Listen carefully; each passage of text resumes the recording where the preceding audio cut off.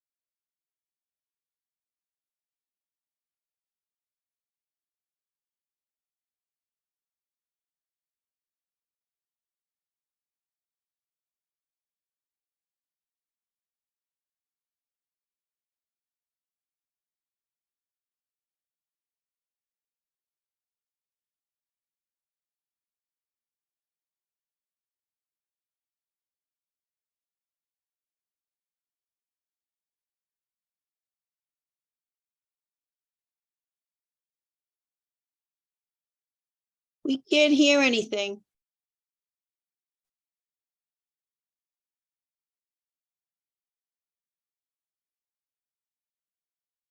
We can't hear anything. Yes, the whole meeting is muted.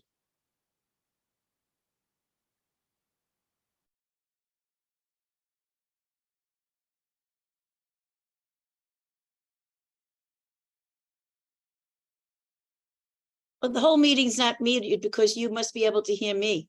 Right. We hear you fine, and thank you, Karen. Can you hear us now? Sorry for interfering. I can hear you now. Okay. Okay. Sorry.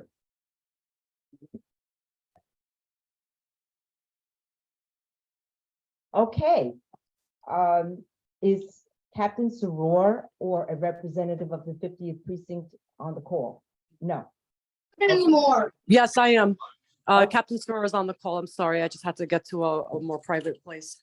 How are you? I was having some problems logging in. Are you kidding? We've been having nothing but problems. Well, but we hear you. We're good now. Okay. Hold on. I'm sorry. Let me just finish the meeting. Thank you. Just give me 1 second. You want to hear about what's been going on in the 5-0 crime stat wise? Sure. Okay, so for the last period, we're doing pretty good, especially in terms of violence. In the categories of robbery, we're down 7%. Felony assault, we're down 30%. Burglaries, which were up significantly last month due to a pattern, are now down 18%.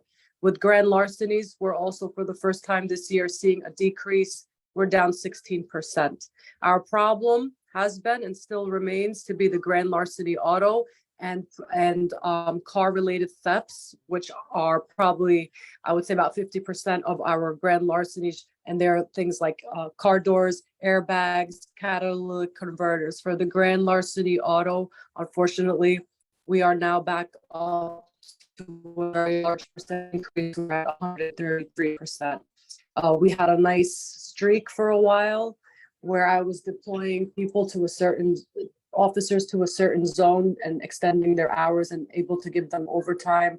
It seemed to work and stabilize, and it seemed to really make an impact. But unfortunately, we've seen a large increase in the grand larcenies, and I've noticed the grand larceny autos, and specifically around the Marble Hill area, the Marble Hill houses. There seems to be some sort of a pattern or a trend there with regards to these motorbikes and e-bikes that are considered autos. And we're looking at that. I've directed my people to go and specifically try to get video from wherever each one was stolen to see if we could break this pattern. Thank you. Do we have any questions for Captain Saror? Bob Bender. Thank you, Captain. Did I understand you to say that the major problem with the grand larceny auto is e-bikes in the Marble Hill vicinity, not cars, but e-bikes? I'm saying that right now for this period, for just this period, we go by the last 28 days, it seems to be the most contributing factor to this large increase. It's not the reason we have grand larceny autos all year. It's just this period. Okay, and is there some reason why it seems to be happening? It seems to be peaking at this particular period?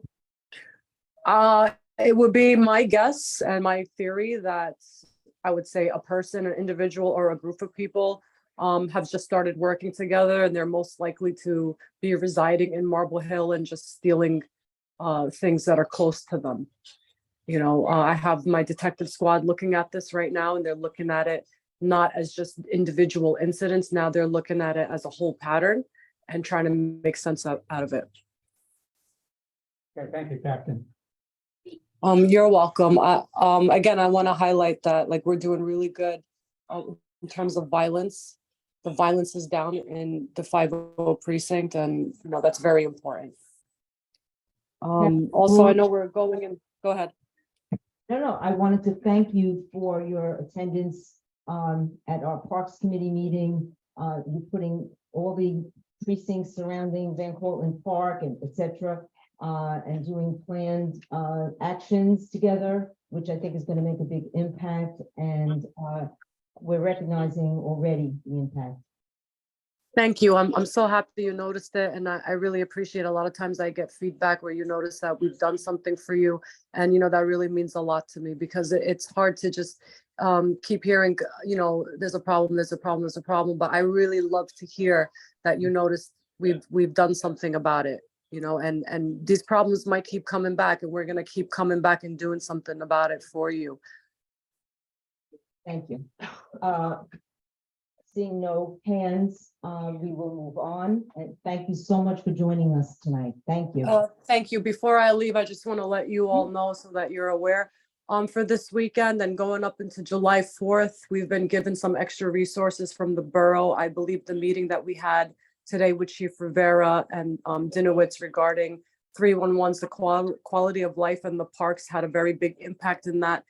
And so for the next 4 days, Saturday, Sunday, Monday, Tuesday into July 4th, I've been given 1 supervisor and 8 extra cops to work on overtime till 3 in the morning.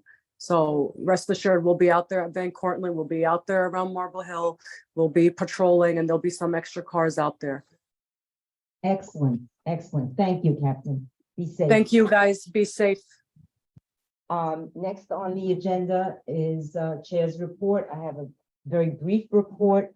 Please see executive minutes for the full report. I want to say a few words about the Irving Latimer Community Service Award. I want to thank the ad hoc committee, Bob Kaplan, Chris Calhoun, and Leona Tetten for their service. And Leona has a very brief report on our honoree, Karina Muniz. Leona? And we will have that ceremony in the fall.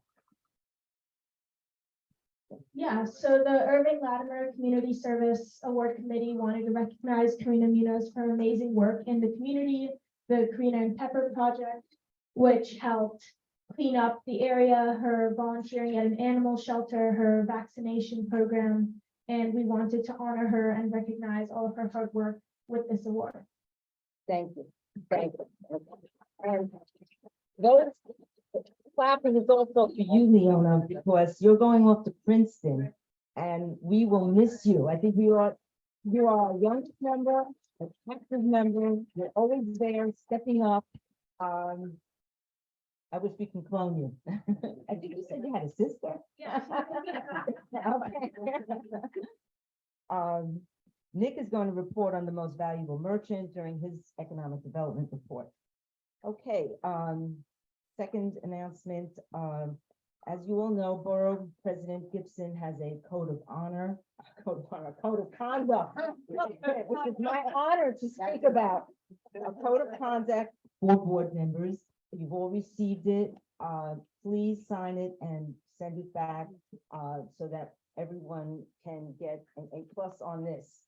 And I think that it deals with conduct, attendance, and, you know, other measures that I think is going to make us a great board and all the boards are better boards. Let's see. We have not received notice yet for new members. I expected that it'll come in early July and that the board will meet the new members in September. So looking forward to that. And that is my report. Moving on, we have the treasurer's report. Stop, send this down.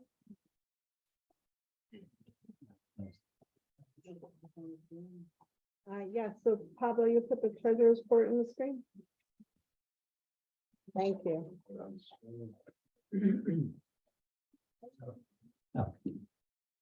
Okay, so on the screen is the June 2023 treasurer's report. Table 1 shows personal services with an update of salaries paid and the balance remaining for this fiscal year. Table 1 also shows other than personal services, which is everything else. It shows a balance of $16,598. And so that number is outdated. It comes from OMB. And at the exec meeting a couple of weeks ago, I indicated that some of the purchases that the office has made are still being processed and inputted, but for some reason they don't get reflected in this OMB report, and that remains the case here. But the office has since learned that the most up-to-date outstanding balances are available in what's called FMS, which is the financial management system. So we looked in FMS, and that actually indicates the real balance for OTPS. And so it indicates as of today, for category, if we go down to the 1.1, which is supplies, the 100 category, our balance remaining is only $1,287 for the fiscal year, which ends this week, obviously. So we don't have a balance of $16,598. We have a balance of much lower than that. If you go to Addendum A, I wanted to include a list of all the recent office purchases that have been made, I think, the last 6 weeks. They're either being processed, or they have been processed. And it is my understanding that these items have either been received or they will be received this week. So again, while the report shows an OTPS balance from OMB of $16,500, in reality, that figure is much lower. We've been spending the money. And furthermore, I've had some conversations with Farah and the office who confirmed that we plan on basically spending down the balance even further, hopefully getting it to zero, at least for the object code 100, which is general supplies. So going forward, when we prepare these reports, we're going to cross-reference the FMS listing with OMB value. Table 1.2 shows no budget modifications. 1.3, 3,527 in encumbered funds. And finally, 1.4 is the rent and energy detail, which is maintained separately by OMB, but we keep track of it here for reference. And that's it. Thank you, Scott. Thank you. I want to also say that we got our first brochures, and they're on the table over there about Bronx Community Board aid and information. And we purchased that, and we're going to get it translated into Spanish. Okay, David. Are those the trifolds in the? Yes. it's the But triple- are those the trifold? I didn't know what it meant. And the backpacks, are these some we're gonna be giving out to kids? No, those No. that carry our supplies and everything from into Oh. hybrid meetings. I see. They're laptop, the Ah, okay. laptop that fit all the stuff to make life. No, I understand. hopefully- Thank you. Any other questions? Okay, Scott, it's been frantic spending the money the past few months. I cannot thank you enough. FMS, this code, Crystal report, back and forth, OMB. This is your first time at it, and I'll have to tell you, you're, you did great, thank you. Okay, so, moving on, district managers report. Good evening, everyone. I'm going to start by saying it has been a very robust and very challenging few weeks since I've started. I've started working here about 3 weeks ago. I started out by attending the North Riverdale Block Fair, which was a lot of fun. I have held my first district cabinet meeting with our city agencies to introduce myself and to discuss major issues in our district. And as we just mentioned, our office has been working very diligently to try and appropriately spend down our allotment of funds for this year. You could see some of the fruits of our labor on the table. We encourage you to take home some poop bags and sanitizer. For the dog. That's the dog. And our new trifold brochure. I've also been busy going through trainings with the Borough President's Office, and I have many more trainings to come. I've had the pleasure of meeting some of you on our board in person. I look forward to meeting all of you in person, and it's great tonight to see many of you here. I've been familiarizing myself, working closely with Budget Chair David Gelman and our Chair Laura Spalter, to work on the capital and expense priorities for our committees. And we'll continue to work with you throughout the summer. In light of our new hybrid meeting resolution, the staff and I are conducting trainings to learn how to use the Zoom in our office when hosting meetings there. So I will email all of you to see who would like to take advantage of that when you have a hybrid meeting in the office. I'm happy to say we've had a few this week and they seem to have gone smoothly so far. So that's good to see. It's been a wonderful experience working so far with everyone, and I'll be working over the summer to get up to speed on everything. And I also look forward to meeting the new appointees as well. I also just want to personally thank our chair, Laura Spalter, for her immeasurable guidance these last 3 weeks. Her dedication and care for this role is really evident, and I thank her for her passion and service these last 3 years as chair. Oh, So thank you. thank you. That's Farah Hugh Rubin. She's going to be a phenomenal addition to a great team. I will break now. I understand that Assemblyman Dinowitz is on the call, and we'll put him on next, and welcome. Thank you for joining our hybrid meeting tonight. And after that will be Councilmember Eric Dinowitz, and I think we'll start there. Welcome. Okay, good evening, everybody. I came this close to going to the meeting in person, but I decided not to. But I'm glad you're having the hybrid meeting. I actually look forward to coming to maybe the September meeting in person. I missed that. Just a few things. First, I just want to thank Laura, 3 years of service as chair on top of her, I don't know, 25 years of service on the board in general, but the past 3 years, not an easy 3 years, and Laura's just been a tremendous leader and an activist. So Laura, thank you so much. You have been terrific, and I look forward to continuing to work with you in the community. Thank you. I look forward to continuing as well. And congratulations to Farah. I've known Farah for a number of years now in several positions that she's held. And Farah, I know you are going to be terrific as district manager. And of course, we look forward to working with you as well. So you're off to a good. Same here. So just a few things. One is, I've recently allotted funding. We've got capital funding, almost $2 million to various schools in district, in community school board 10, but in district 8 community board. And we have great schools in our district, so I'm happy to pitch in a little bit to help them along with some of their priorities. And I look forward to working with them to figure out what those priorities are.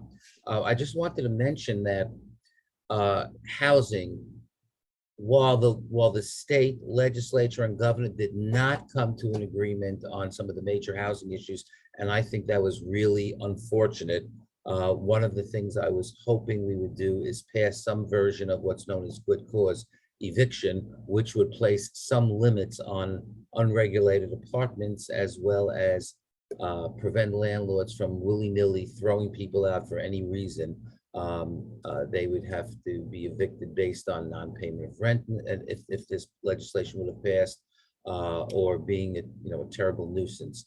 That, along with efforts to develop new housing and other housing issues, did not happen this year, and I think it was really a lost opportunity.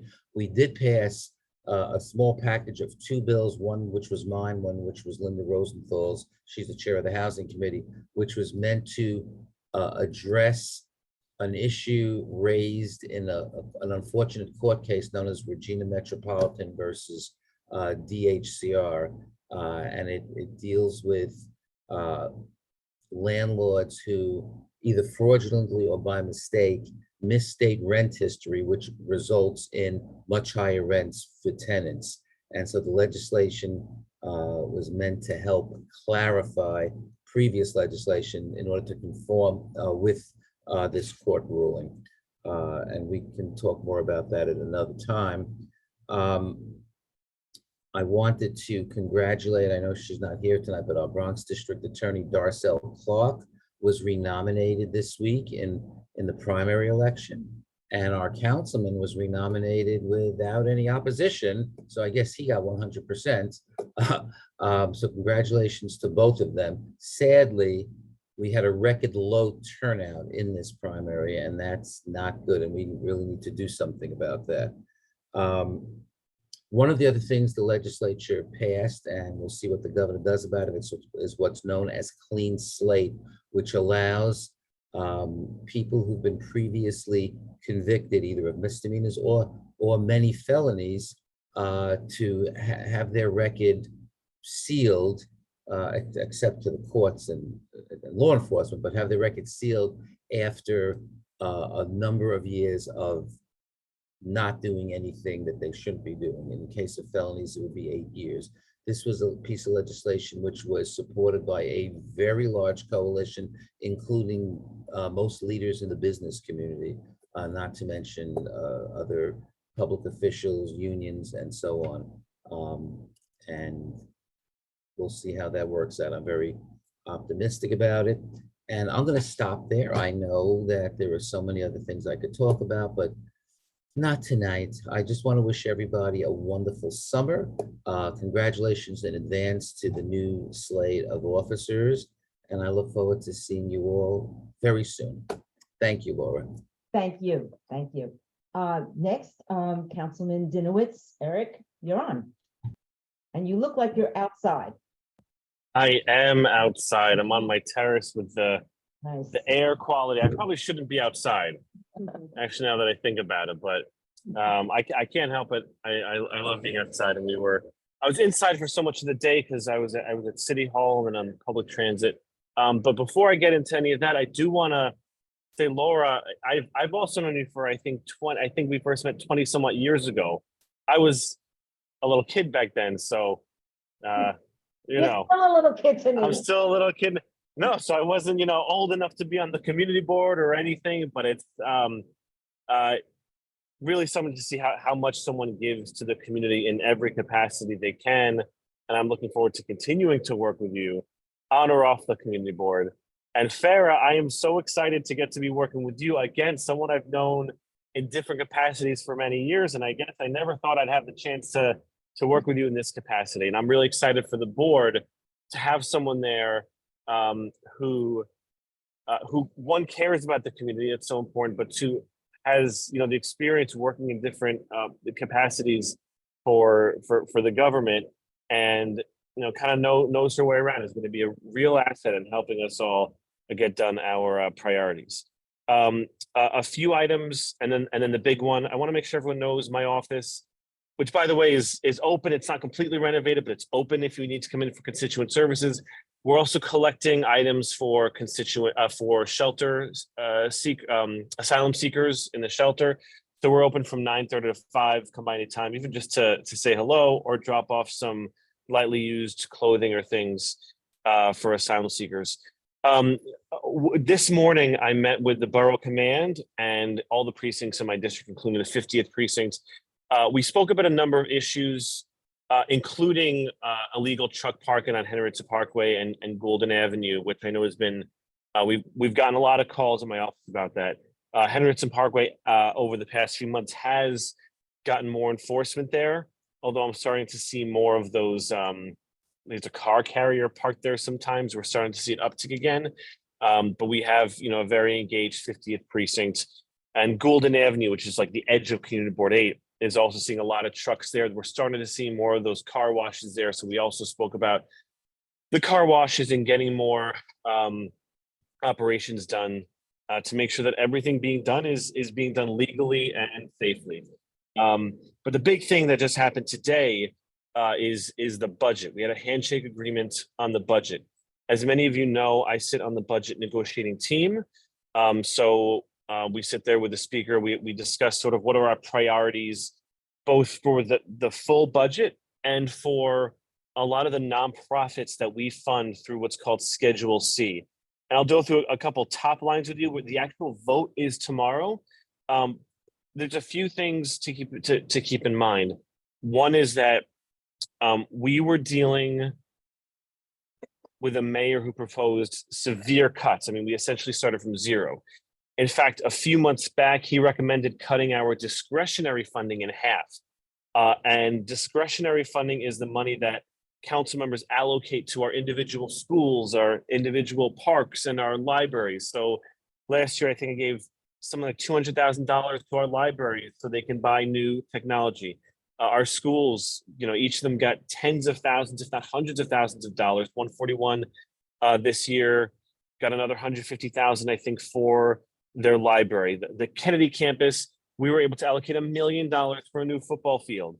And so between discretionary and the preliminary budget, he proposed severe cuts. And what we were able to get, we fought very hard for. This is, of course, on top of $10 billion lost of stimulus money that, you know, we don't have anymore. But we were able to provide significant restorations to CUNY, something I was advocated for very strongly as a CUNY grad, as the son of a CUNY grad, and as chair of the Higher Education Committee. And importantly, we allocated money specifically for programs like ASAP, ACE, and Advisors, which just provide more wraparound supports for our students. They keep them in school. They double graduation rates. We fully restored the cuts to the library. We expanded funding to fix 3K. We got a COLA, a cost of living adjustment for our nonprofit workers. We got funding for the New York City Commission on Human Rights against housing discrimination, and almost $50 million more, for legal service providers, again, for the right to counsel, to help keep people in their homes. I mean, there were really a lot of wins in this budget, especially given from where we were starting from.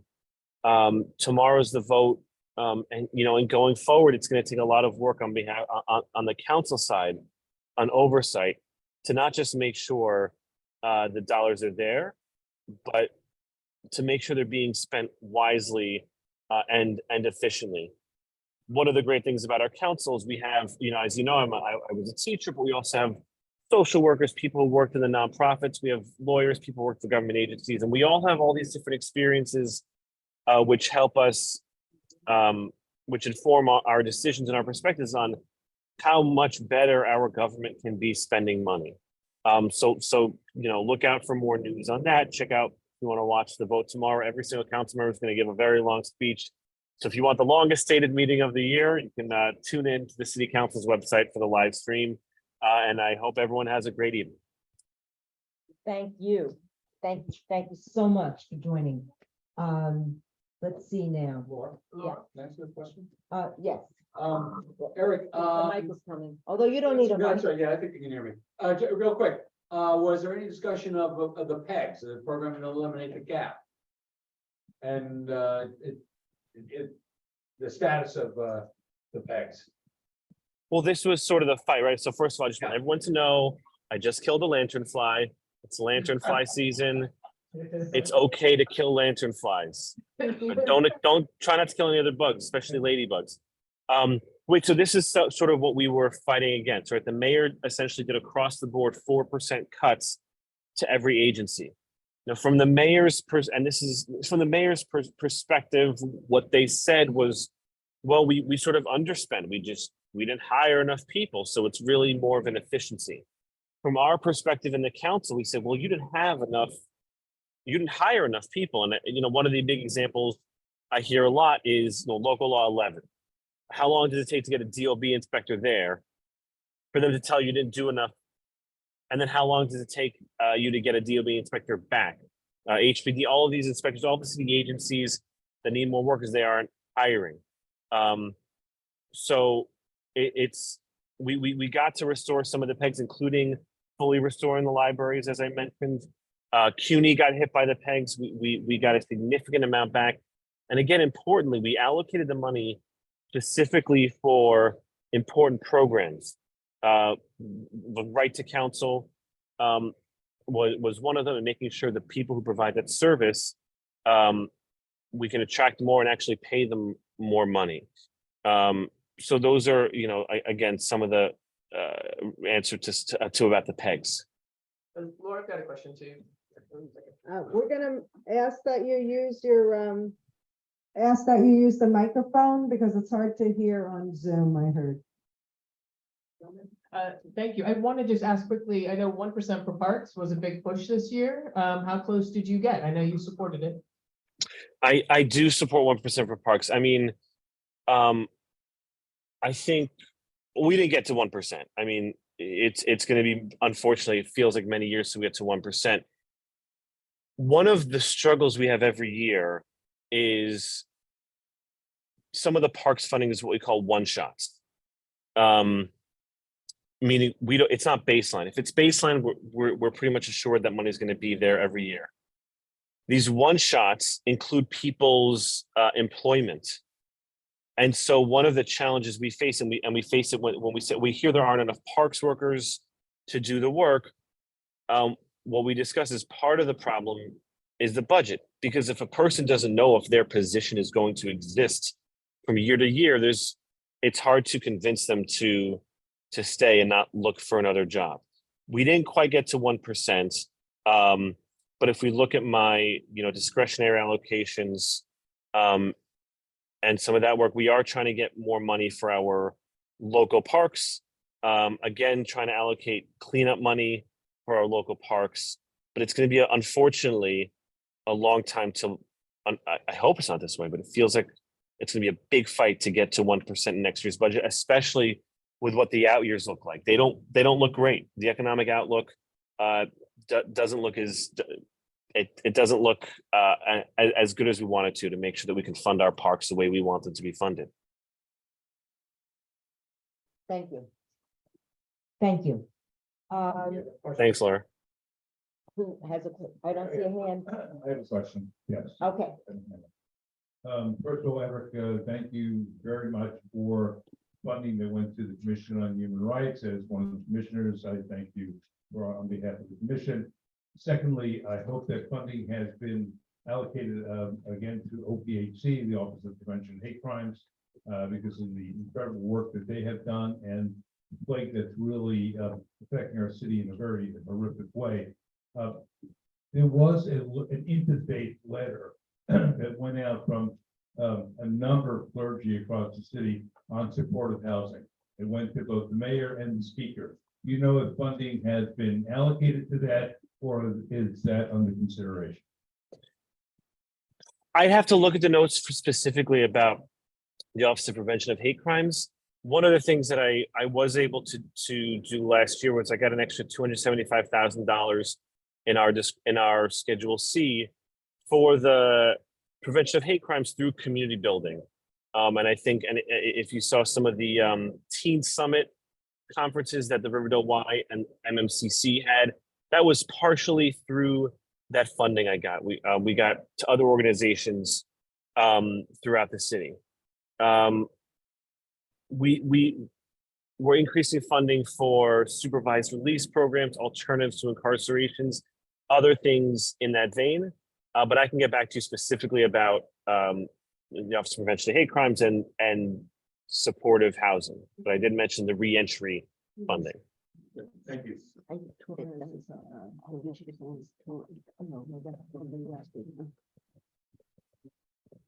Okay, Thanks, everyone.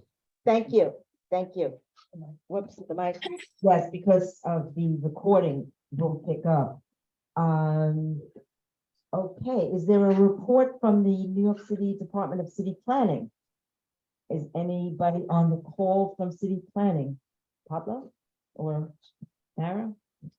Because I can't touch anything. I'm looking. Okay, we'll just check on that. And next will be report from the nominating committee. I want to thank Steve Fruit for chairing that committee. And I want to thank the nominating committee for their fine work. We'll give you the mic.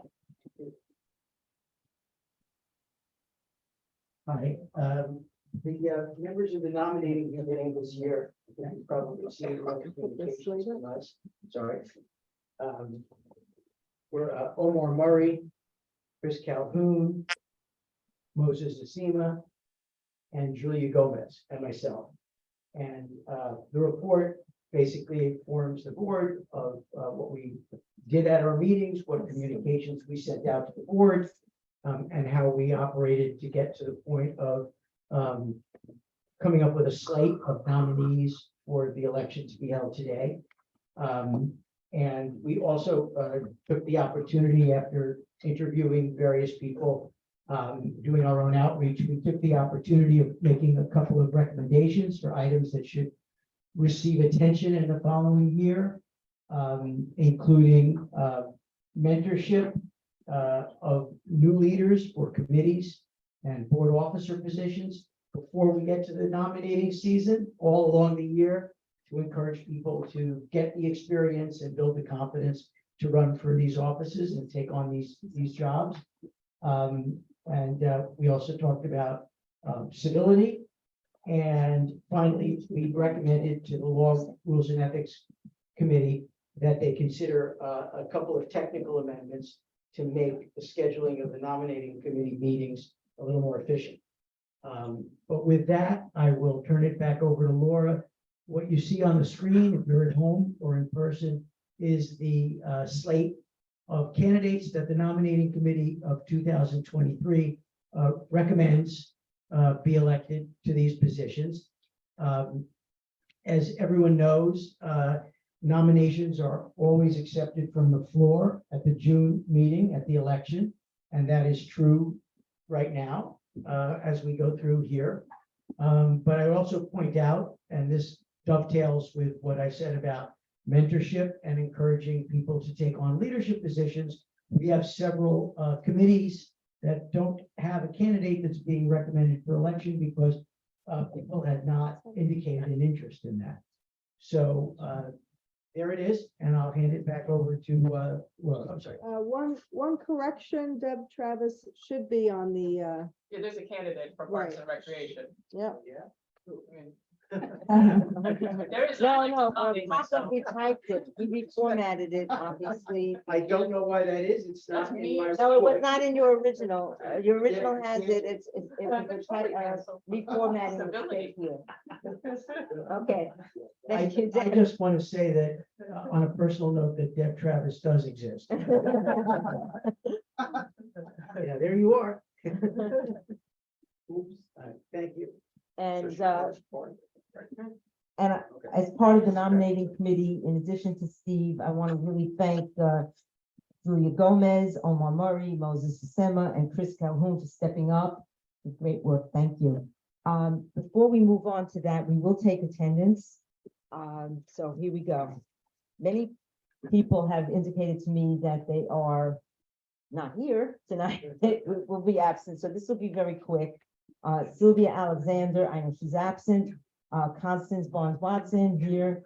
Bob Bender here. Kelly Buford is on a plane. Okay, she's absent. Chris Calhoun is here. Thank you for passing the mic around. Lee Chung is absent. Sebastian is here. Ingrid De Leon, welcome. Margaret Della is in transit, and I don't believe she's on. She was going to attempt to be on. Is she on this call? I don't Just see checking. her name on And here. if she hears me, she would respond because that's required. Okay, so she's not extraordinary circumstances, she's absent. Margaret Donato is absent. Robert Fanuzzi, He's on there. what he has to say here. Mhm. Can you hear me? But we see his face, right? No? Bob Fanuzzi? Make sure he's not muted. Because, six, members are participating under extraordinary circumstances. They've met that criteria, and Bob is one of them. Well, I'll circle back. Did we see his name? Did we see that His he's name here? It's just a problem that we Ask can't Ted hear him. Charlie Okay, and all right. So open his Okay. video. Steve Fruit, of course, here. David Gelman. Rosemary, she was going to attempt to call in from Maine. She wasn't sure if that would be, is Rosemary on? And she's not No. on. Okay, so then she is absent. Okay. Julia Gomez, thank you. Ed Green. Thank you. Rashida Hilliard was going to be on using extraordinary. Is she on the call though? See, that's the thing with technology. These people are traveling away in Europe, you know, and they're attempting, but we don't know. Oh, he came on? There he is. But he asked on mute. And is Rashida on? I don't. No? No, okay. There's a, yeah, I don't see her name. Okay, no problem. 'Cause either way, they don't count for quorum, but you know, record keeping. Laura, did you get Bob? He said his hand up. Yeah. Okay, you hear me, Bob? I am here, Madam Chair. There Excellent, he we hear you is. now, thanks, okay. Where was I? And, Rob Jaglowski, of course, here. Thank you for your help with coordinating the space. Can't thank you enough. Bob Kaplan, okay, Scott here, Rita is here. Chuck is calling in from Europe. Is he on? Chuck Murdo. Yeah, I don't see his name, but unless he calls out. Okay, so we'll be watching for anybody who does sign in. Okay, Ted Morris, I know is extraordinary circumstances. I saw him. Present. Great, okay. Omar Murray is here. Dean Reyes is here. Georgia is Georgia able to, Call in. call in? She's extraordinary circumstances. Okay, I don't know if we see her. Phone number. Georgia, Santiago. Hmm. Thank you all for your patience. I'll move on. You let me, you know, Ramdat Singh is absent. Of course, I'm here. Leona Tenton is here. Deb Travis is here and Parks Chair. Verde is on a plane. He's absent, and Marty Walpops is here, first one to enter. We do have a quorum, and thank you all, you know, for making the effort. Okay, now having taken attendance, we will move on to the election. Okay, as Steve said, the nominating committee recommended, let's start with the board chair, Julie Reyes. Julie, do you accept? Yes. The floor is now open. Are there any other nominations from the floor? For chair of the board? Omar, now raise your hand. That could be dangerous. Seeing no hands, is there a motion to close nominations? So moved. Okay, second, okay, if no one is opposed to closing the slate, so we will vote on the nomination. Is there anybody opposed to Julie Reyes for board chair? Anyone opposed? Anyone abstaining? It is unanimous, and congratulations, Julie. I have a few words, fine. I just want to say thank you. Wait. Here comes the mic. It will be great, thank you. I just want to say thank you. It will be an honor to follow your footsteps. And I'll be looking for guidance, of course. And this was a terrific board. You had great assistance with Bob and the rest of the staff. And Farah, welcome. I'll Thank be you. learning a lot from you as well. And it'll be a pleasure. Great. I have the time, and anyone has any comments, recommendations, open to all. Well, welcome to Thank the board chair, and July 1 is when you start. Days from. Right. We will move on to vice chair. Sergio is on a plane. He has accepted this nomination. He wanted to make sure I said, is there any other nominations from the floor for vice chair? Okay, seeing none. Is there a motion to close nominations? Thank you, So moved. David. Okay, is anyone, second, is anyone opposed to closing nominations? I see no hands, so we will vote. Let's have a vote on Sergio Villaverde for vice chair. Anyone opposed? No, and unanimous. Okay, moving on. Oh, yes, abstentions, thank you. I'm feeling like an auctioneer, I'm just, I'm gonna go 13 times. Okay, thank you. Anyone abstaining? Okay, so unanimous. Thank you. Secretary Margaret Della is our current secretary. She's also on a plane and accepts the continuation. Is there, the floor is now open for nominations. Is there any nominations for secretary from the floor? Seeing no hands, is there a motion to close nominations, David? Second, anyone opposed to closing nominations? Seeing no hands, we will vote on Margaret Della for secretary. Is there anyone opposed? Is there anyone abstaining?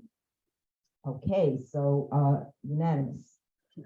Lastly, treasurer, Scott Croppinger is on the ballot here. Do you accept? Okay, I'm glad you're not on a plane tonight. The floor is now open for nominations. Anyone nominating themselves or someone else for treasurer? Seeing no hands, is there a motion to close nominations? Second. Now we will vote. Scott Croppinger, is there anyone opposed to his nomination? Anyone abstaining? Okay, unanimous. Thank you. Now we move to committee chairs. Madam Chair, Yes. I make a motion that we, unless there are people who wish to be nominated for any named position, that we vote for the entire slate at one time with the amendment that we had that was made. Okay. All right. Okay. Let me, okay. Let me separate out the no nominations to go through that, okay? And then we'll handle the slate. Okay. There was no nomination for the aging committee.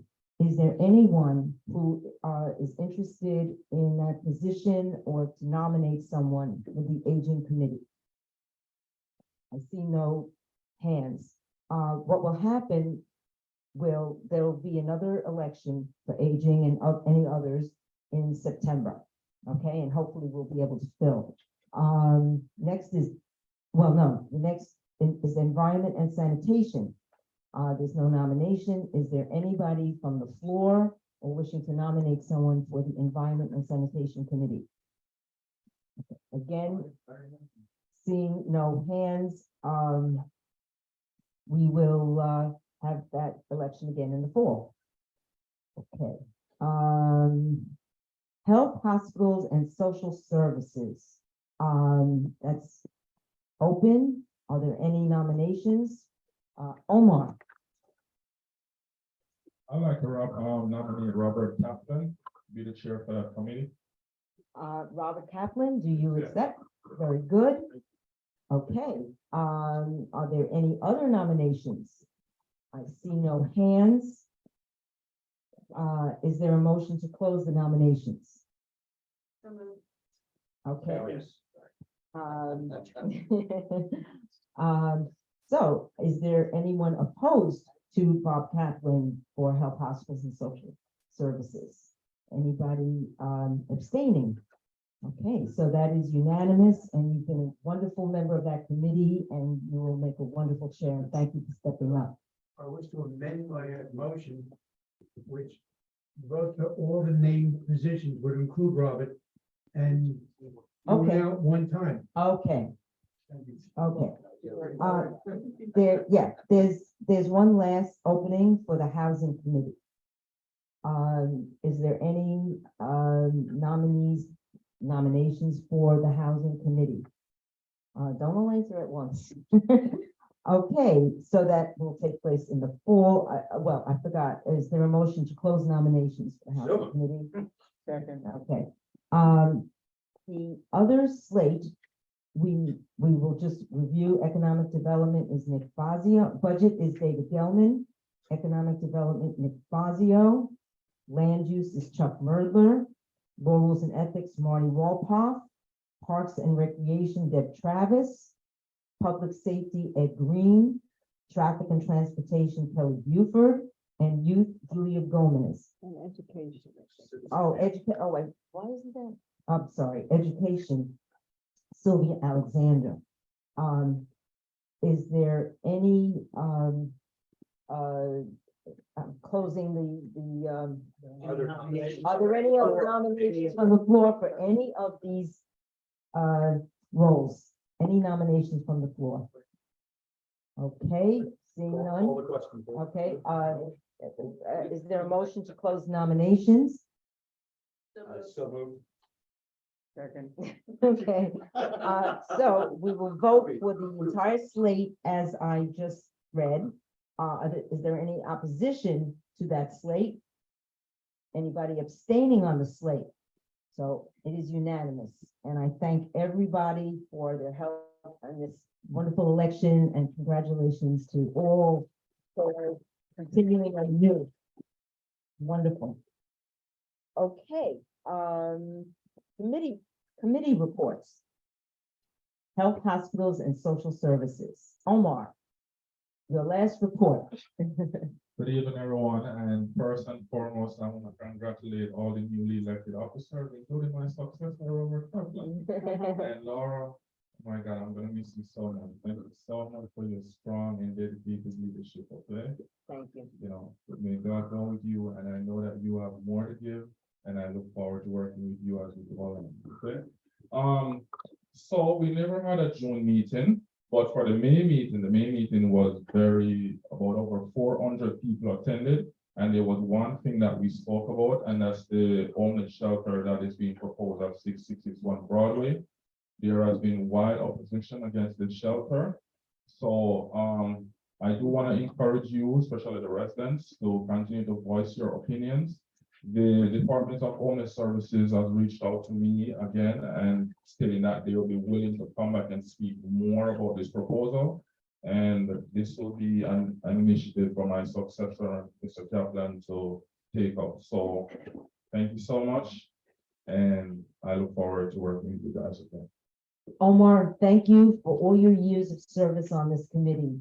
You have been a shining star. Really, thank you. Land use.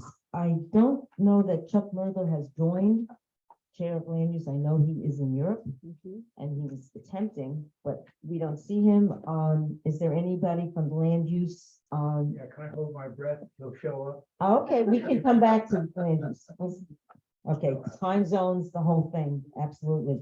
Law, rules and ethics, you're up next. You have something to put up? I'm gonna take my AD commendation and not stand, please forgive me. I sent out, or the board sent out a summary that I made, put together concerning telecommunicated meetings. This is our first real attempt at doing it. I commend both Farah, well, not both, Farah, Kira, and Laura, so it can't be both. All the work they put in, as well as members of the board who have been assisting at various times to put this together. I ask you to look at the, I don't want to go through the entire thing. I ask you to look at the summary, and if there are any questions, I want to highlight a couple of things. But if there are any questions about the implementation or concerns of any kind, please contact me. Some issues have come up since we put this out, and it's a learning experience, as it will be. Just want to point out that in 2021, when the new law came out and it announced the possibility of hybrid meetings, many of us jumped up and down, thinking it's a great idea. I'm not as thrilled as I was at the beginning for various reasons. So we find ourselves here today. I've been on the board for a long time. I do remember we used to come to all meetings. And if you didn't come to a meeting, you were absent, end of discussion. So this hybrid thing creates all kinds of problems about asking for extraordinary circumstances. You can Zoom rather than show up. A big issue tonight has been, and we made it, we do have a quorum, but there are lots of people who couldn't have made it. So people called in for extenuating circumstances and we're not here and we didn't have a quorum, we could not have had an official meeting. And although there'll be people who got elected tonight would not have been elected because you could not have voted. So this is, so the first thing is hybrid request to be, and we set up a procedure that's required by the law. There are procedures as to how we enact hybrid meetings. I ask everyone to look at them. Again, if there's confusion, please let us know. The important part of this and the resolution that the board enacted right after this law came out gives the chair of the committee or the chair of the board the option of having a hybrid or not having hybrid, but there needs to be in person a quorum, otherwise there is no meeting. Extraordinary circumstances, the law gives a number of possible excuses or reasons for having extraordinary circumstances. We wanted to expand that, but the committee could not agree on how to expand it.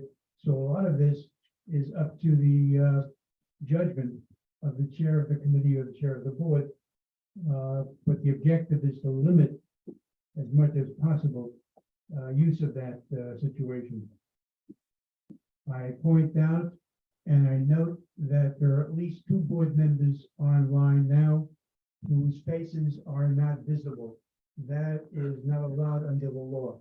If they have to participate in the meeting and to be considered as part of the meeting for discussion, for voting, for whatever, I don't know the penalty if you go in and go out.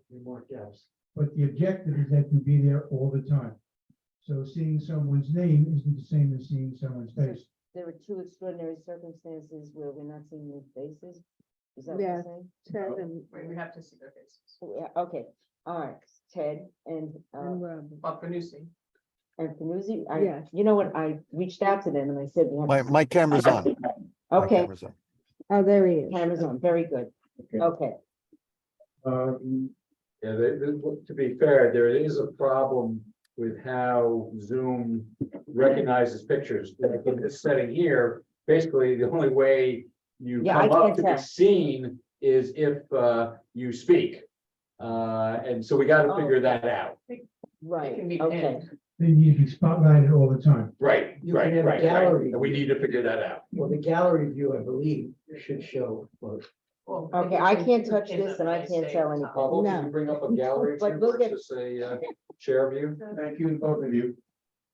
They're both Okay. there. There we go. All right, I'm gonna leave it to you, and leave the rest of it is, any questions, please, we're trying to make things better and more usable. And your input is certainly helpful. Second item, under law, rules and ethics. Member of the board brought up the issue that there seems to be a conflict of interest in the ethical guidance manual concerning the operations of the LRE committee. We reviewed it at our last meeting and find while there is some ambiguity, we do not intend to change it at the moment. The ambiguity is whether or not the entire board needs to know every time somebody comes to me or a member of the committee and asks for an opinion. It says, first line, the committee is available on an open or confidential basis. So, and it also says here there's supposed to be some file record of all actions taken by the committee. I do not do that, and none, to my knowledge, none of my predecessors in this position did. So we leave things as they are, but those two are of concern. Has not been an issue up until now. Information received from the conflict of interest board is shared at every meeting. It is part of our minutes. And as such a record exists, but beyond that, none. The committee is obligated to inform the board, well, we said that, the question came up is that when I am approached by someone with a question concerning conflict of interest or other such issue, my inclination is to be as helpful as I possibly can by offering past experience and things that I've read from COIB. But when I feel I do not have enough knowledge, I direct that person to contact COIB directly. They are the legal and final authority with respect to all of these questions. And if you contact them, they will get back to you in writing and on a confidential basis. So just advise you of that. Code of conduct was mentioned by the chair. Over the last year, the committee came up with, well, first of all, in a newspaper called Bronx Times, to report on several community boards where the level of civility has been extremely low, and say the best. And very unfortunate for the board, the borough president, and borough president has taken action by ensuring that every single member of any community board in the Bronx is going to sign this document to remain as a member of the board, and indicates behaviors and the whole concept of civility. It has been an issue with this board also, and that's been troublesome way back, yeah, the date here, in January. I read a statement in minutes. In the summary I sent out, that statement is here, hoping that this has been enough. Apparently it wasn't. It hasn't been. So after you've signed this document to the borough president, LRE is working on a code of conduct for our board, which will take a great deal of it from the borough president's statement. Excuse me, Marty, is there much more? No, I'm done. Almost finished. I just want to last time I will address is I have gone to or zoomed into a number of meetings set up by the city concerning the open meetings law, parliamentarian, being parliamentarian, and so on. And I just want to highlight again what they brought up, and they pronounced it sequence of order, what comes first and what comes last. We are bound by the New York State Open Meetings Law, and by the city charter, then by our board bylaws, and then by Robert's rules. Just want to keep that in mind. You know, when there's a conflict, and there have been, the one that is highest is the one that overrules the others. And so if you found anything I said exciting, I hope, please consider when we sign up again, joining our committee. Thank you. Thank you, Marty. Okay, now we are up to Parks and Recreation, Deb Travis. And she will be reporting on her meeting this week, as well as working with Bob Panuzzi as we introduce that. Give away my whole agenda. We have one resolution. First, I want to just thank Laura for all of her mentorship. I've not been on the board for much longer than your tenure as president or as chair. So thank you for all of the mentorship and guidance that you provided and oftentimes cover. It's been very helpful. Thank you. A reminder that the parks budget is inadequate. As I think the council member indicated, it's not going to be much better next year. If you see a park that is well cared for, where the perennials are in beautiful condition, that means there's probably a volunteer group that's taking care of it. So, and I invite you this summer to take a few hours on a weekend or during the week, find that volunteer group and participate in those events. Vancouver Park Alliance also does lots of wonderful volunteer events. And it's one way of kind of giving back to the green spaces that we all enjoy all summer long. I want to refer you to our minutes, to the YouTube video for an update on last night's meeting. We have one resolution, which is the joint resolution from the Environment and Sanitation and the Parks Committee when we met in May. We had a joint meeting. This is regarding the Tivisbrook Daylighting and Putnam Greenway project. DEP came and presented their preliminary program plan for that they will be presenting at the Public Design Commission in August. We saw the plan. We thought the plan was really wonderful, actually. And the resolution. Do you want to skip to the therefore be it resolved? Pablo? Scrolling. Pablo, are you scrolling? Thank you. So therefore be it resolved, the Bronx Community Board 8 Environment and Sanitation and Parks and Recreation Committee strongly support the DEP and DPR preliminary design submission on the project anticipated to be presented to the New York City Public Design Commission on August 13, 2023. Be it further resolved that the joint committees recommend maximization of the use of porous materials in order to allow the highest degree of natural absorption and drainage capacity within the greenway and adjacent floodplain, as recommended by the Bronx Community Board 8 resolution passed May 13, 2014. And be it further resolved that the joint committees recommend designers study and implement to the highest degree feasible noise mitigation measures to alleviate noise impacts from the Major Deegan Expressway, especially at public gathering points along the greenway. And finally, be it further resolved that the joint committees consider this project an example of innovative, sustainable, and equitable design of public spaces and civic structures. Highly appreciate the responsiveness of DEP and DPR teams to community feedback and look forward to receiving regular updates on the project. Thank you, Deb. Any questions? Any questions or discussion on the resolution? And thank you, Bob Panuzzi and Deb and both committees, everyone, for working so hard on this resolution. Madam Chair, if I may, before we proceed. Yes. Yes, I'm so sorry. I'm so sorry. Bob, go right ahead. So there are a couple of important whereas clauses to draw attention to.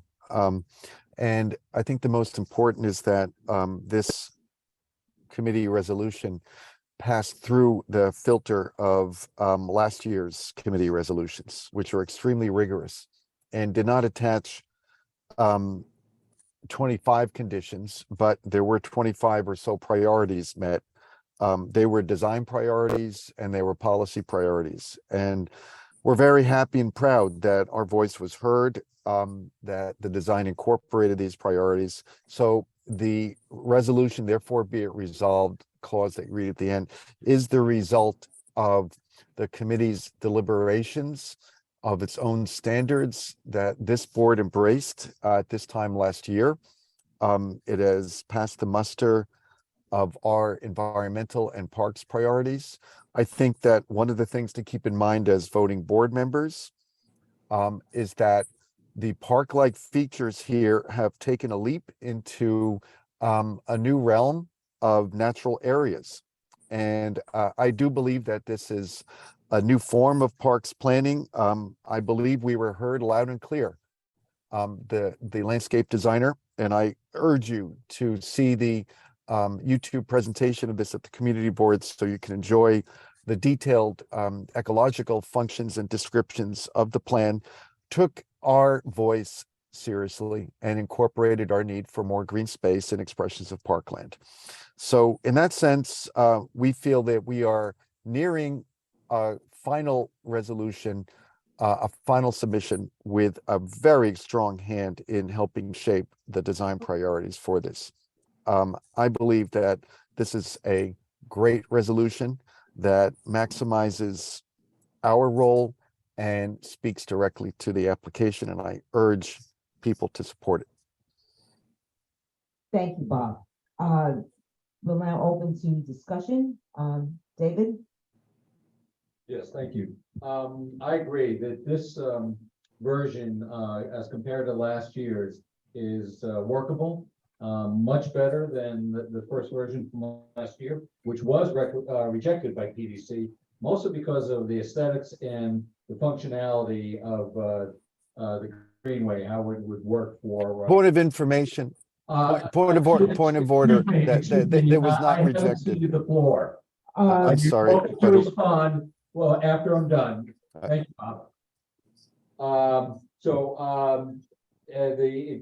It was rejected by the PDC because of the aesthetics and functionality of the Greenway as it would serve the community. As this one is, current version is designed, it only goes to 230th Street because of MTA and you probably have all heard about the Grand Central Madison, the Long Island Railroad cars going in through Long Island City. They decided to move their track sorting capability 10 miles away from the 450-acre Hunters Point train yard in Long Island City to a 1-acre site outside the windows of the Marble Hill houses.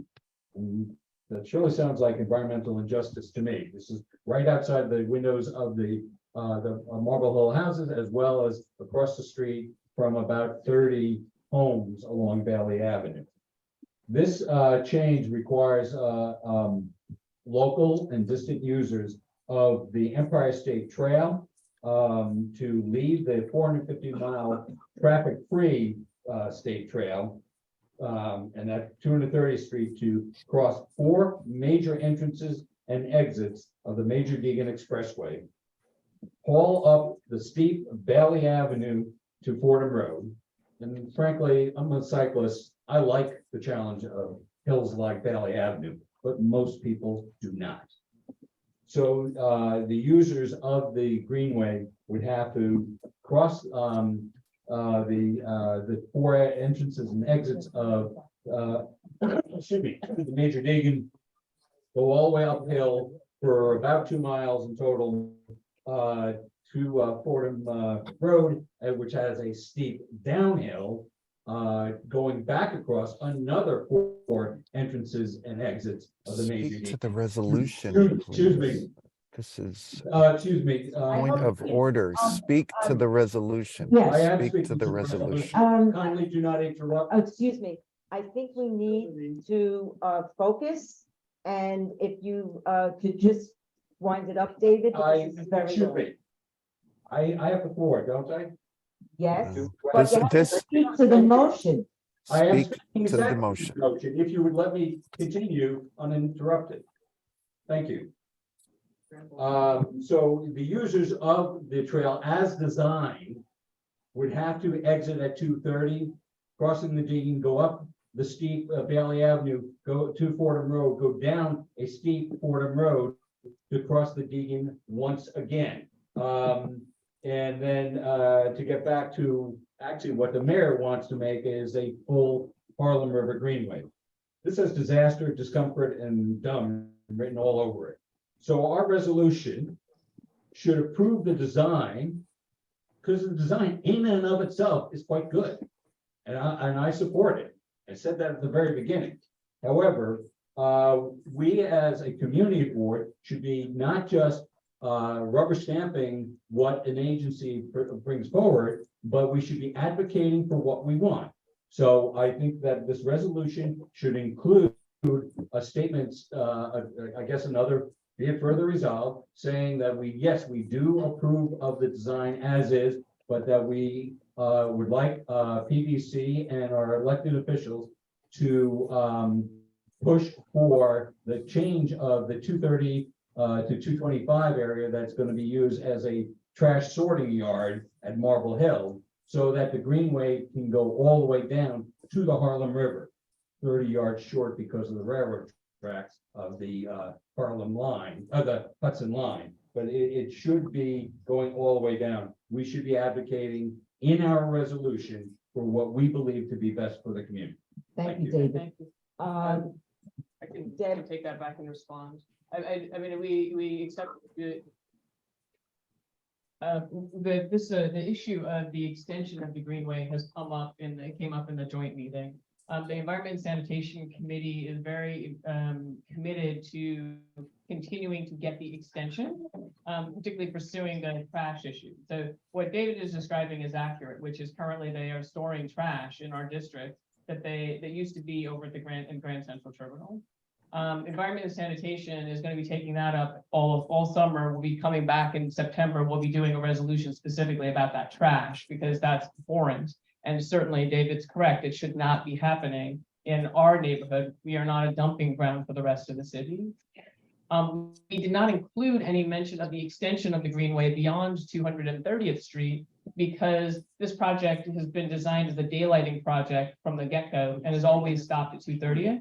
That doesn't mean the advocacy doesn't continue. So along with Harlem River Greenway, which they do seem to want to connect, there are other conversations that are happening about regaining that last block to get down to 225th.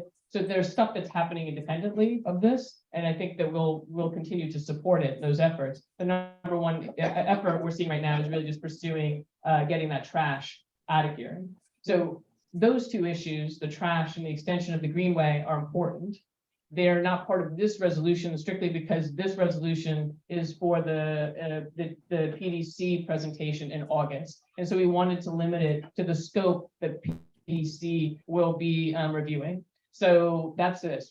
That's the presentation as it exists right now. It just goes to 230th and it's really quite beautiful. So I hope you got a chance to look at it online. You should check it out.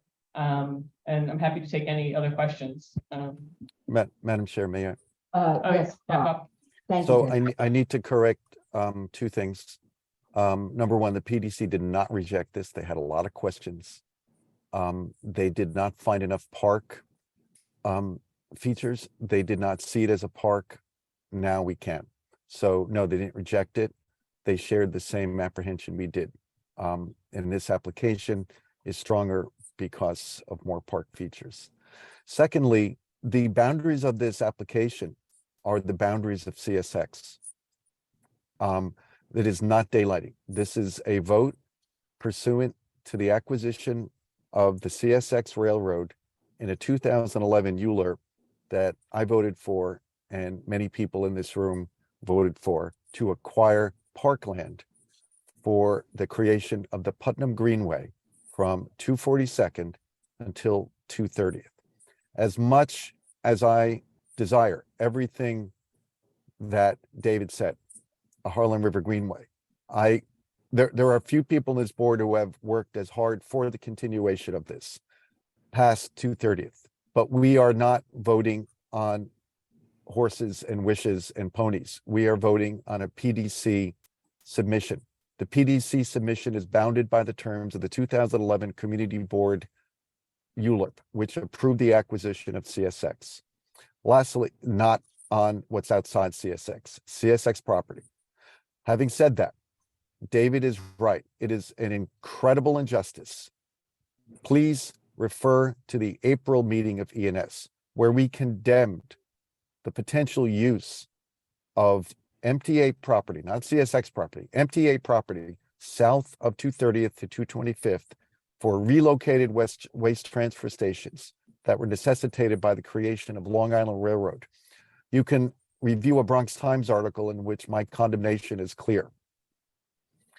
I promise you that in whatever remaining time I have on the Environment and Sanitation and the Community Board, that our voice on the injustice of this placement, number one, and the barring of the continuation past 230th, that voice will be heard. This is not the resolution for that. I would love to work with David and members of the, more importantly, members of the ENS committee, and bring accountability to MTA's use of this vital link between 230th and the Fordham Landing developments. It is absolutely vital. It is not in the ULURP. It is not in the PDC application. To add it here, okay, would be to invite confusion and questions that would detract from the PDC's job, which is to evaluate this application. If we want these things, PDC is not the people to ask. They have no power in this role. We ask DEP, and a resolution should be formed forthwith to MTA and to DPR to acquire easements and everything possible to do the job of continuing the Greenway. But PDC has absolutely no role, and we would have a total misfire in putting that laudable goal, which we can pursue through many more meaningful means, in another resolution. It's the wrong place for it here. Right message. Deeper? I move to close debate and call the question. I'm sorry, I move to close debate and call the question. Okay. Second that. Is there any opposition to taking a vote? There is one. Well, anyone opposed? One. Anyone abstaining? I don't see. Then we are able to take a vote. We have the resolution in front of us. We have had discussion. Please raise your hand if you are opposed to the resolution as stands. Opposed to the resolution. One. Please raise your hand if you're abstaining. Then we have one opposition and the rest is unanimously approved. And very good. Madam Chair? Yes. I'd like to have it on the record that my opposition is not to the plan as is, but it is to our not commenting to PDC as they do their review. Right. And that I think that this is a weak effort. David, Excuse okay. me, Laura, please. I think, no. We're moving on to the next, no, I'm sorry. Next committee. Point of order, vote has been taken. Okay, a vote has been taken and I say God bless. Okay, now, public safety, we have to amend the agenda in order to put these resolutions and vote simply because there wasn't a quorum at the Public Safety Committee. So the full board will vote on that. Is there any opposition to amending the agenda to put these up for a vote? I move to amend the agenda. Second. Thank you. I was adding it to the agenda. We moved to do that. Anyone opposed? Okay, anyone abstaining? So here we go. Thank you, Laura. I was gonna do that myself. If I had known that, I wouldn't have. Before we get into this, I just want to say thank you for your 3 years of service as chair. You were invaluable to myself and this committee, and I think you were a terrific chair and you're an even better friend, so thank you. Thank you. Okay, so as Laura mentioned, the Public Safety Committee, our June 20th meeting, we did not have a quorum, so we had 7 resolutions. We had 4 renewals, 2 new applications, and 1 method of operation change. And what I will say is that this thing works. No, stop. Maybe move a little closer here. No. Here, let's do this one. Doesn't like. I'll just use my teacher voice. I'm retired. Good, all There right. you go. Okay, so just the 50th precinct had no problems. They said they were unaware of any prior notable disturbances or complaints for any of these establishments. Those are obviously not the new applications since they're just being set up. But 50th had no problem with any of them. I'll just read off quickly the names. One was the new renewal for a full liquor license, Punto de Sabor Express, located at 200 A West 231st Street. Keenan's Bar, located at 5588 Broadway. That was also a renewal. Becafino, located at 5704 Marshalloo, that was for wine, beer, and cider. And Bronx Burger House, located at 5816 Marshalloo Avenue, was also a renewal for wine, beer, and cider. We had a new application for liquor license for DF Mexican and Patio, located at 5602 Broadway. We got the board received a 2 a.m. closing agreement, which was signed by the establishment's owner. And the other new application was also for a full liquor license for Arno's Steakhouse, located at 5686 Riverdale Avenue, and the board did receive the 2 a.m. closing agreement for that as well. The method of operation was for Caribe Bites Bar and Restaurant, located at 5586 Broadway, and what they proposed to do is they want to expand their closing hours until 4 a.m. and add live music. So, usually our committee is a little apprehensive about stuff like this, but the 50th precinct said there was no issues with this place. We do know the owners who have another restaurant basically right across the street. They've been terrific business owners. So, all of our committee reached, since we were unable to vote, our committee did reach a unanimous consensus that these applications all should be approved by the board. So I would propose that unless there's any objections, we vote for them all in a block, so we don't have to go. Perfect. What's your question? About Caribe Bites. Is it any relation to the 4 other Barcelona Bites, whatever, that we've had lots of problems with? No, completely different owners. These people own a restaurant across the street, very nice. What's the one across the street, you know? I think it's Economical, right? Economical. Okay, Yeah, very okay. nice people. Thank you. Okay, so if there's no objection, we're voting on all as a block. Are there any objections to the liquor licenses? Any abstention, any abstentions? Nope. It all passes unanimously. Thank you, Ed. Thank you. Okay.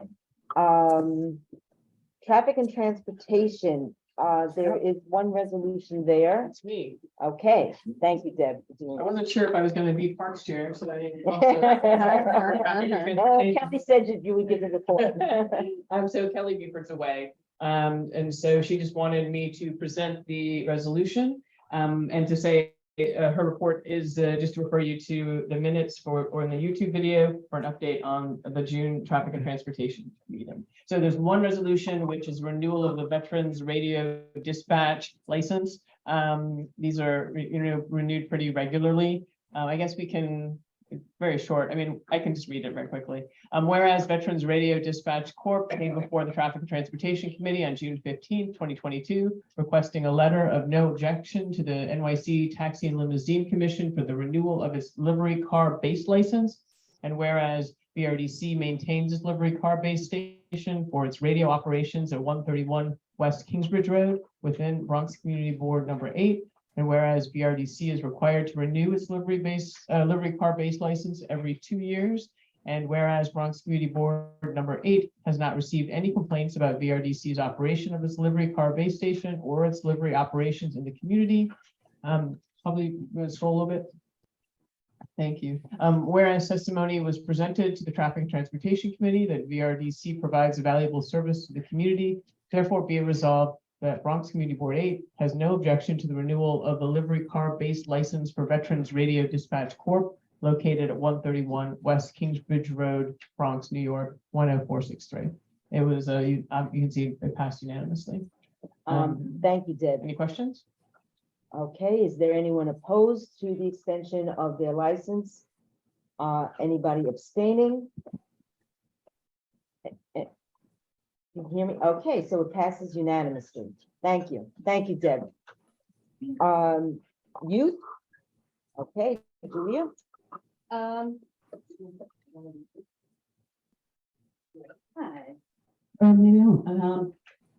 Please see the minutes from June. The only two items I have that aren't in the minutes is that we got 2 applications for the Comeback Kid Award. Well, we got 5, only 2 of them wound up being complete. Those 2 young people will be acknowledged in September with everybody else.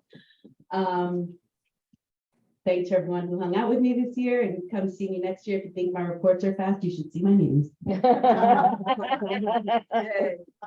Thank you. Aging, no report. Budget, David? Yeah.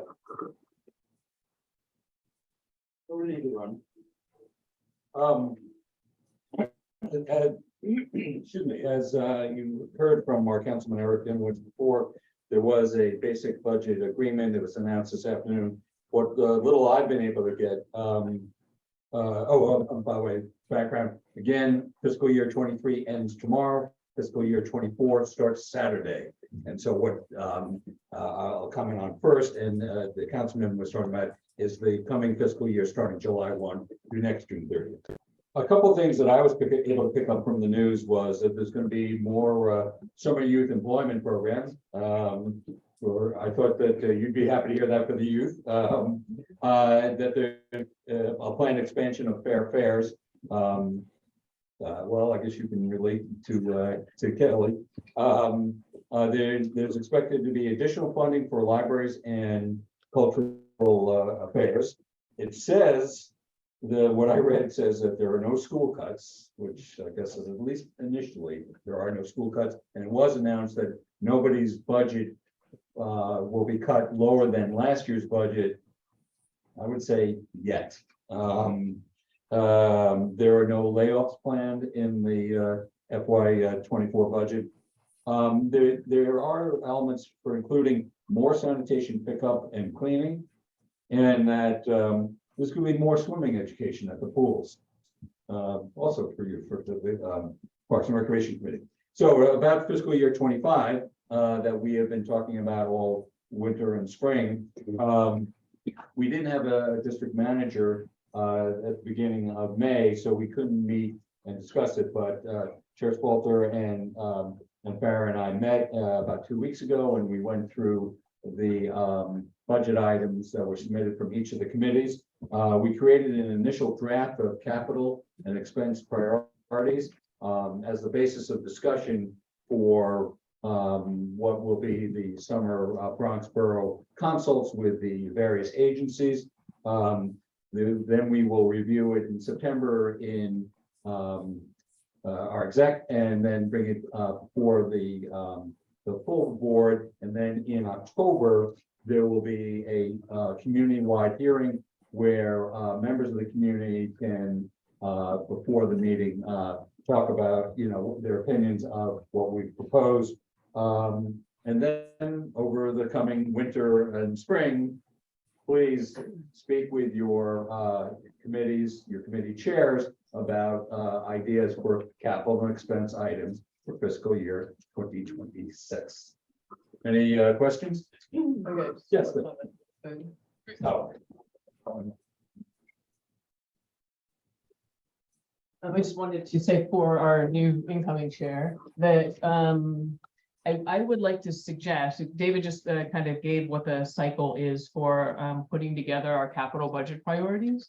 But I feel as though often in September, we try to do it in exec, and there's a lot of other stuff to talk about in September in exec. We're catching up from the summer. And I would just like to propose that there be a meeting of the chairs to just talk about the priorities together. That's what the focus of the meeting is. That way we could give it the time that it deserves And if it's done in 15, 20 minutes, then bravo. But if it takes an hour, then we can spend the hour having a good discussion about it. So I just would like to suggest that for September, when we come back to try to schedule a meeting just specifically for the chairs to work out kind of an order ahead of the hearing, the public hearing. Typically what we have done the last 5 years is we would have that meeting in May, so that at the June exec meeting, which is what we tried to do a couple of weeks ago, we would have that discussion, because the budget committee and exec are essentially one and the same in terms of the participants. And so we could have a separate meeting, or we could just have an earlier meeting to the September exec to do exactly that. Either one would be Right. fine. Good. Okay, thank you. Yeah. Thank you. Just a quick response. I understand and I hear you loud and clear, which is I had made a recommendation, or I made an observation at the last exec meeting that there is a budget committee and that it would be best if the committee met, because at the executive committee, not all chairs are part of the budget committee. There are 2 committee chairs that are not part, so it would be wise. I agree with you 100%, which is why I mentioned it at the last meeting. Highly recommended, and more than likely will happen. Excellent. Good. Okay, let's move on to economic development. Nick?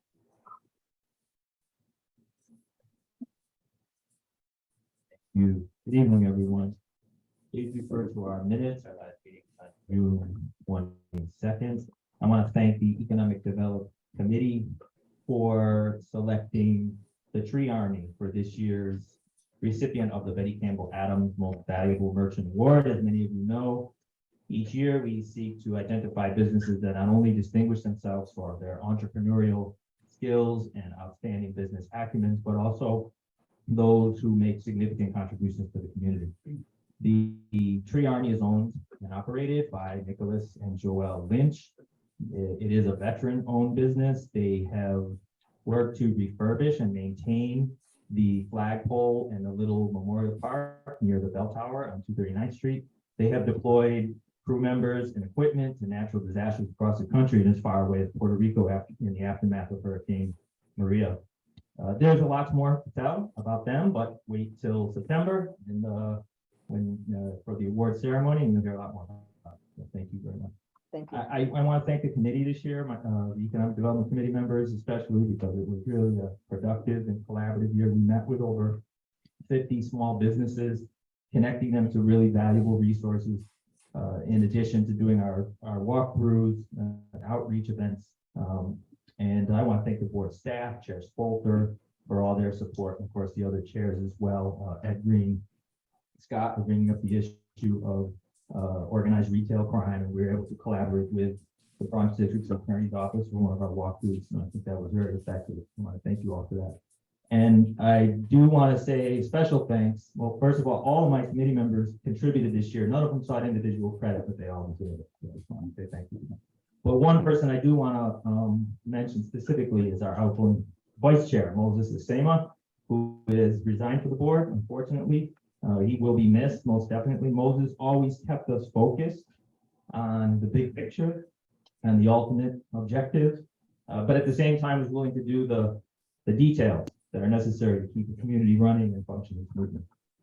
So we wish him the very best. And thank you, Chair Spalter, for your leadership, your support, your guidance for the last 3 years.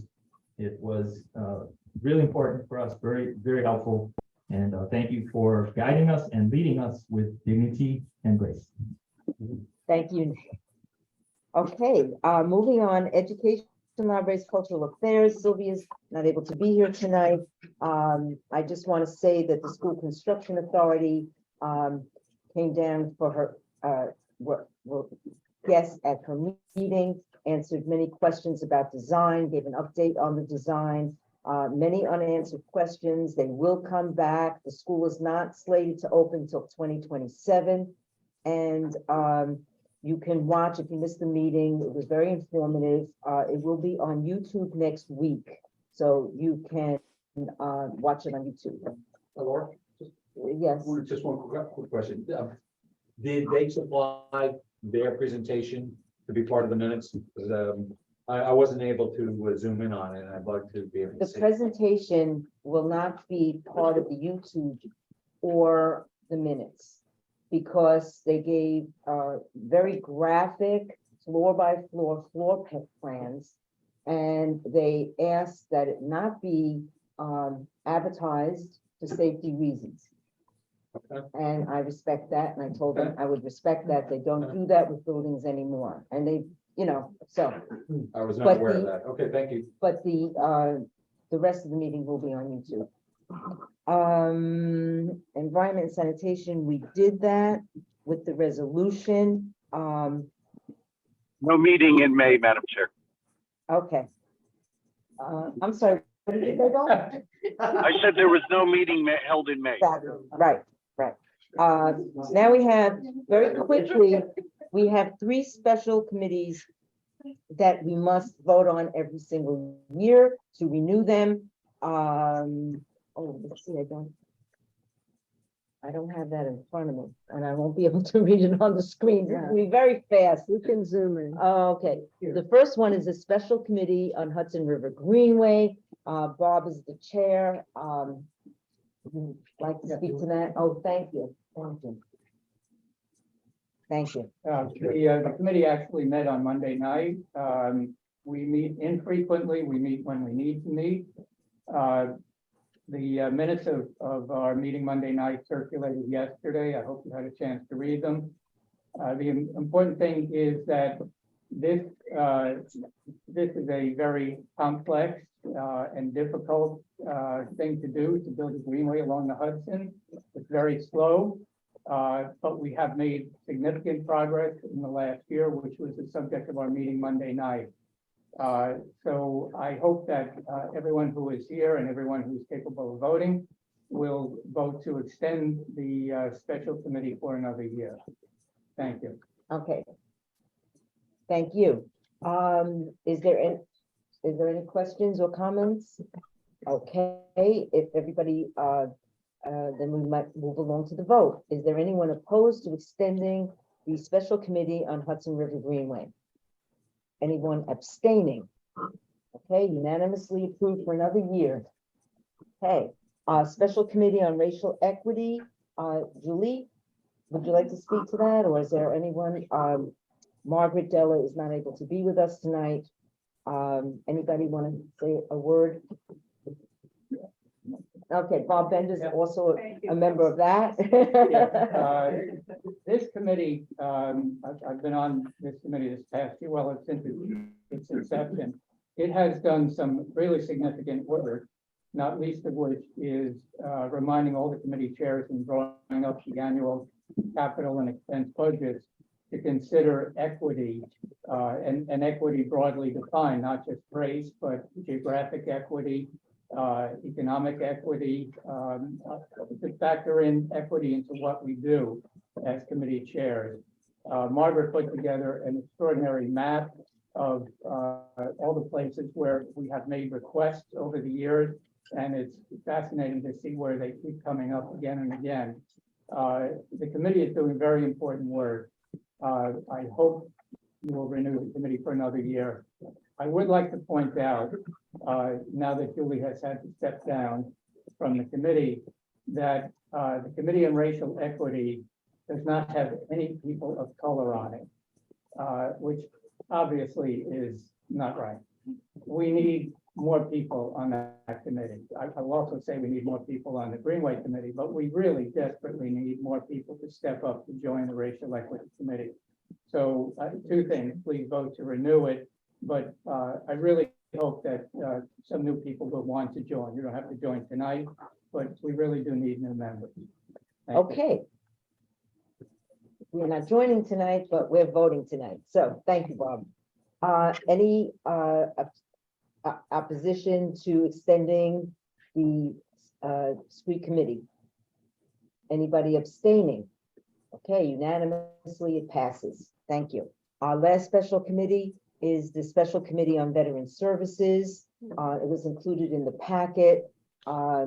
It's been very involved in Memorial Grove, and it's Definitely, I hope it gets kept for another year, and also open, new members are welcome. So, any opposition to the Special Committee on Veteran Services for the next year? Okay, anybody abstaining?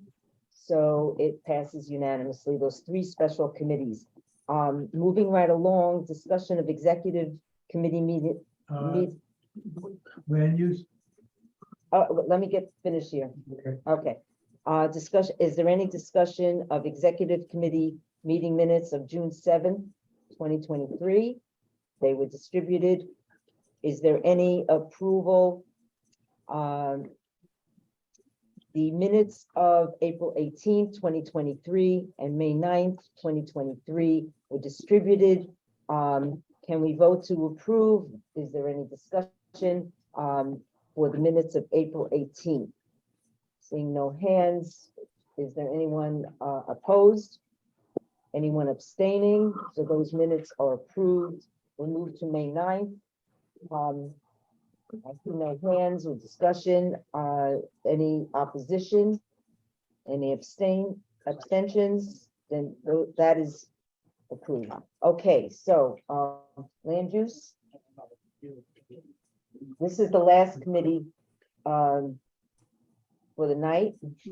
Be patient, just a few more remarks, okay? And I have to say, we do have to vacate the building, so moving right along. Okay, thank you. Literally, and figuratively hoping that Chuck would zoom in. So, not the case. There's three items to bring up from land use. We had a presentation to the City Planning Commission concerning Department of City Planning, concerning City of Yes for carbon neutrality zoning. The objective is to reduce by large margins to try to zero it out, the amount of emissions taking place in the city. In New York, the major emission cause or problem is buildings in general. In Los Angeles, it's cars. Here it's buildings. And so the pressure is being placed on building owners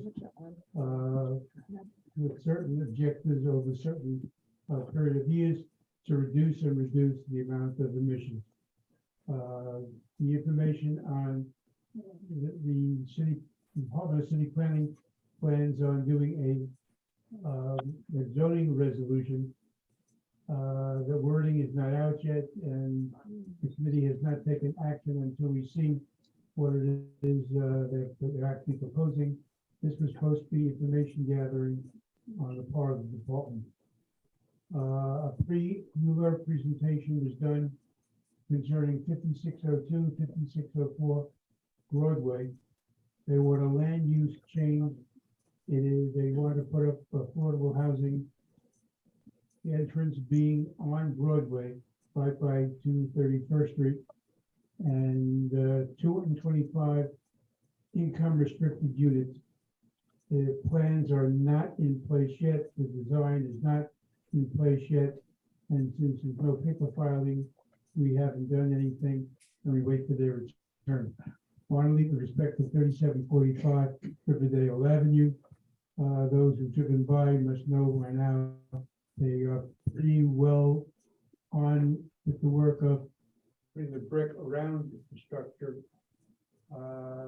What's left basically on the outside is the brickwork and the elevator work, and most construction is now inside, plumbing, electrical, the framework for the apartments, the walls for the apartments, the AC units, ovens, etc. And so it looks like they're pretty close to completion. They made 3 changes to the plan, which they surprised us at the last meeting. First of all, on the Goodman potential residents, they decided to put a rooftop patio on top of the building, and for the benefit of the residents. But 2, in conjunction with the rooftop patio, they did not have ADA access to the roof, and so they put in a request for a change order approval of DOB to make the elevator one floor higher. As a result, the mechanical work on top of the elevator will be one floor higher. And also strange to both David and me, is they have decided that in all of the apartments that will have only one bathroom, there will be no bathtubs in those bathrooms, which we found a little surprising, but we're not builders.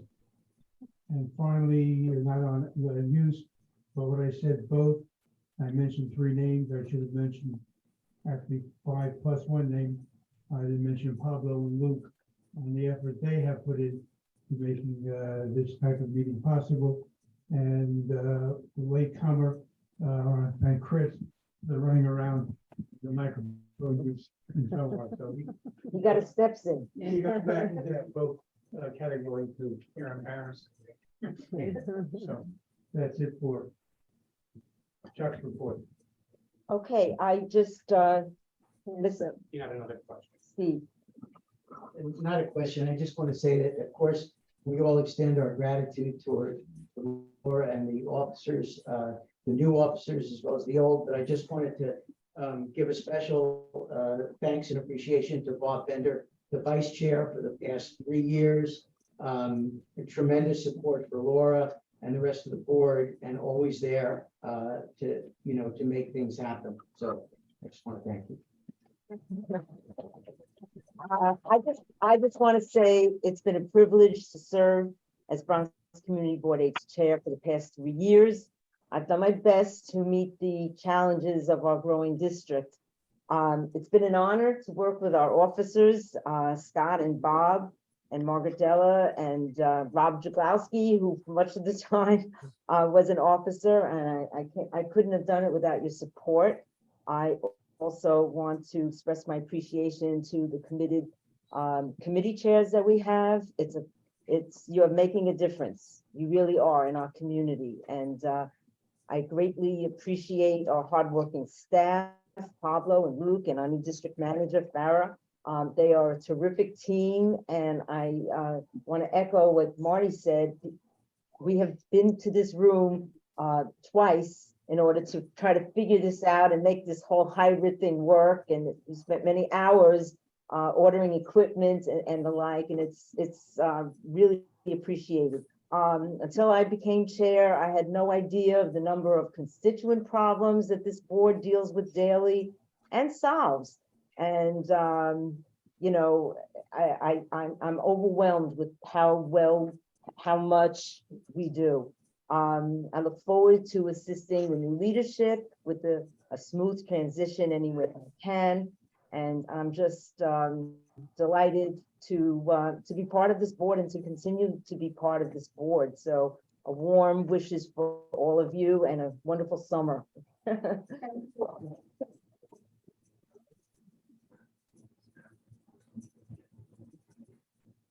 I'll be brief, I promise. Thank you, Steve. I really appreciate that. Thank you very much.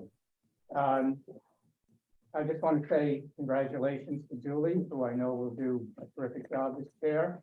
And congratulations to all the committee chairs, new and old. And I will say what everybody has said tonight. It has been a privilege to work with Laura Spalter. You have no idea how hard she works. You really don't. I have no idea how hard she works. And I know how hard she works. She has been extraordinary over the last 3 years. We also have a wonderful community board. It's really been a pleasure working with all of you. I won't be vice chair, but I will still be on the board. And I still look forward to working with everybody and working with everybody in person once again. So have a great summer and thank you all. Thank you, Bob. I think everybody gets better out of the box after as traumatic as it was to leave our homes. Okay, is there a motion to adjourn? Are you blocking this? Oh, if you try to leave with your name tag, the bells will go off. Just drop them at the. Thank you, such a help. Oh, awesome. That was not an easy day. Felt like I was on a game show.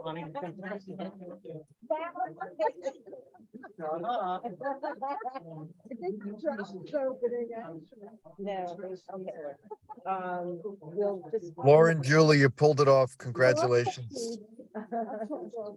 I missed you all. It's a little weird to give me election.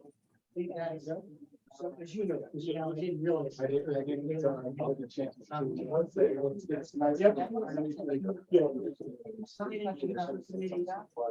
came in after work.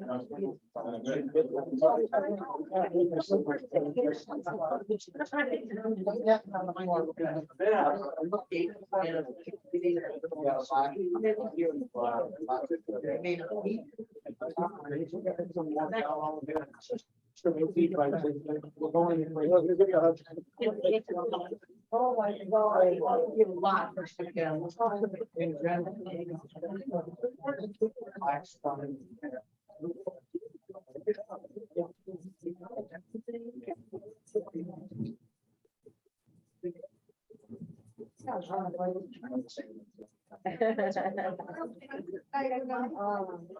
Okay, you can't forget any of these things. Thank you, Laura. Stay in touch. Okay, definitely. We'll have to have lunch with Dino's, my favorite pastime. We have to collect all Pablo. the equipment and Pablo. thank you so much. Pleasure meeting you in person. Good night, Superman. Night, Tara. Good night. Get home safe. Sorry, I had to go to these.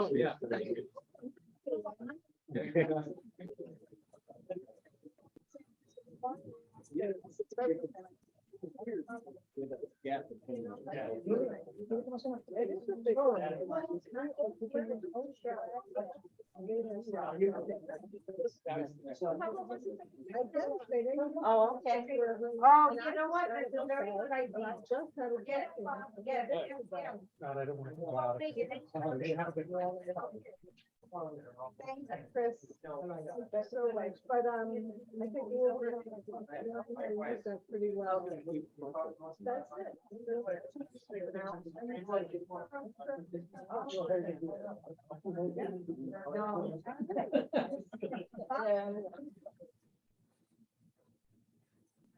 Okay.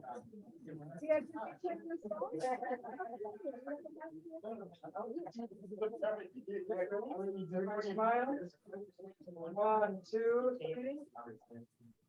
Hold on, hold on. It's off here, because it's covering Laura's face.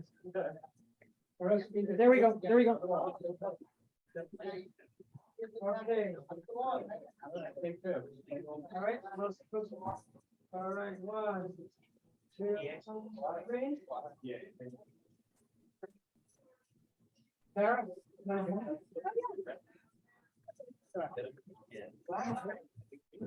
One, two. I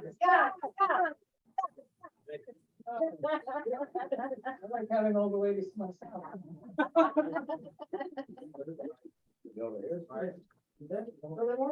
Okay, one, two, three, smile. Okay. So, is there any bill in that thing? See, we're in out of batteries or something here. Well, we have to do like that, right? Add it to the list.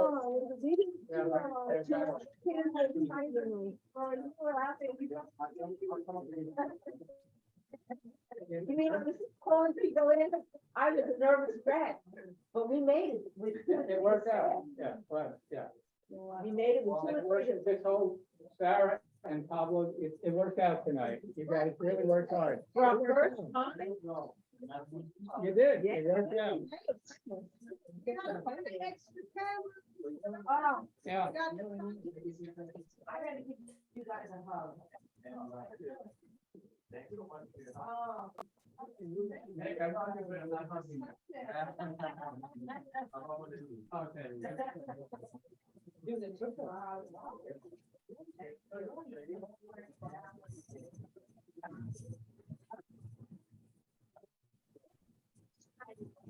Technology